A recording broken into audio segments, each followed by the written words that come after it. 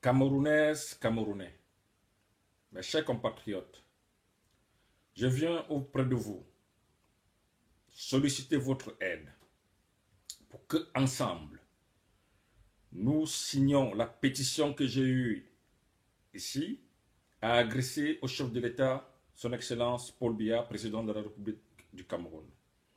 Car, pour ma part, je souhaite que l'assurance maladie soit effective en République du Cameroun.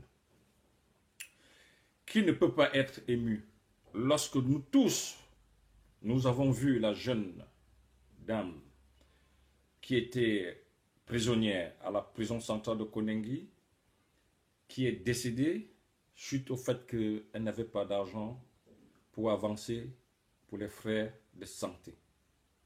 Alors, donc, je viens pour vous dire que la décision d'instaurer l'assurance maladie au Cameroun doit se faire par tous les moyens pour que notre peuple soit quand même mis à l'abri de certaines maladies et que l'État du Cameroun, par le fait qu'il est le garant, s'occupe de son peuple.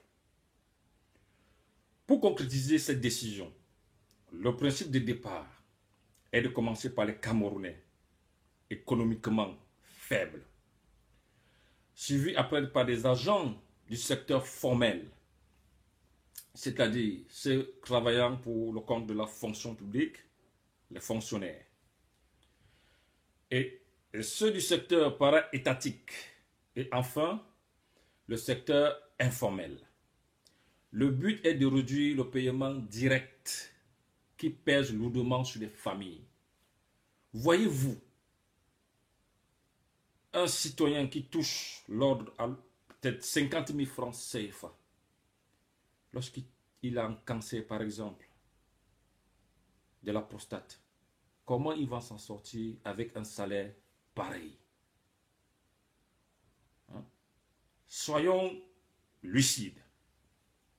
Oui, en effet, lorsque nous observons, on voit que la majorité, pour ma part, des contrats signés avec les firmes étrangères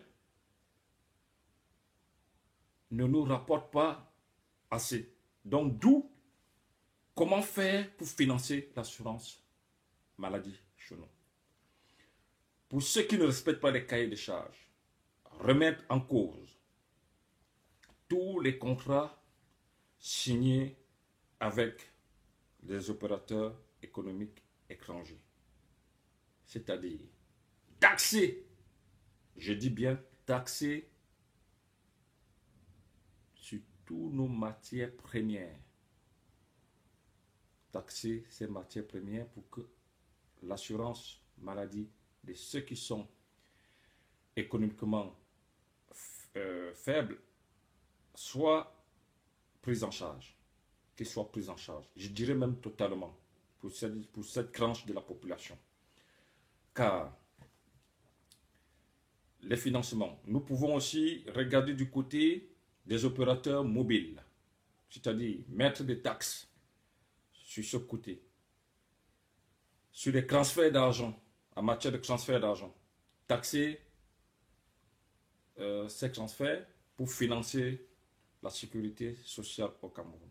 Je parle ici en tant que jeune citoyen, je ne suis pas expert, mais c'est des brèches que j'essaie d'explorer pour qu'on puisse avoir certaines idées.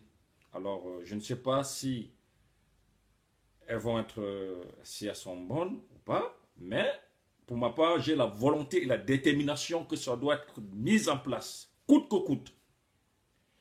Que lorsque je vois que dernièrement, le président de la République du Cameroun a fait débloquer 4 milliards de francs CFA pour faire construire des écoles au nord du Cameroun, pour ma part, c'est une décision louable, mais je pense aussi que le gouvernement peut débloquer une somme assez conséquente comme celle-là et faire juste un peu quelques rallonges et financer la sécurité sociale de certains Camerounais qui sont toujours, je parle de ceux vraiment qui sont en situation précaire. Parce que les fonctionnaires, on peut essayer de voir comment mettre un dispositif pour la participation. Et aussi au niveau des fonctionnaires, dans ce cas, il faudrait augmenter aussi le CIMIC. Parce que le CIMIC, on ne peut pas s'en sortir dans cet état. Moi, je le dis ici, je n'ai pas un problème particulier contre le gouvernement. Je n'ai pas un souci contre le président de la République du Cameroun. Moi, mon problème demeure au niveau du bien-être du peuple camerounais. Le bien-être consiste à quoi? C'est-à-dire protéger au niveau de l'assurance de la santé, au niveau des familles qui sont vraiment en difficulté. Par exemple, mettre des allocations familiales à l'ordre de, même si c'est 5 000 francs déjà par enfant au Cameroun. Et je dirais tout simplement que au fur et à mesure que je vois comment les films, surtout étrangers, viennent exploiter nos matières premières. Je vous prends un cas simple, le bois. Lorsque vous voyez comment, dans les zones là où le bois est exploité, vous allez voir que ces zones-là sont enclavées.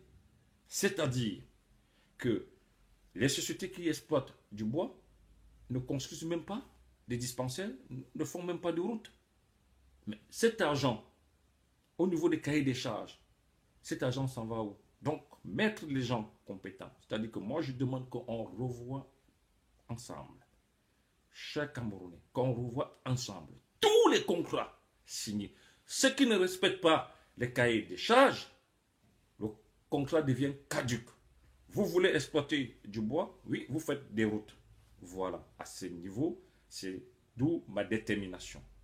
Je souhaite que cela se mette en œuvre. Commençons par l'assurance maladie, parce que je ne veux pas entrer sur tous les détails. Nous commençons d'abord par l'assurance maladie.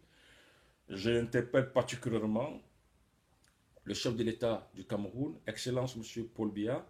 Je pense que en tant que Camerounais, nous souhaitons tout simplement que, franchement, que vous nous mettez cela en œuvre.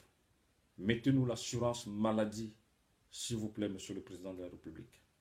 Je vous dis, je vous demande ça en tant que, vraiment en tant que citoyen. Je suis couvert, Excellence.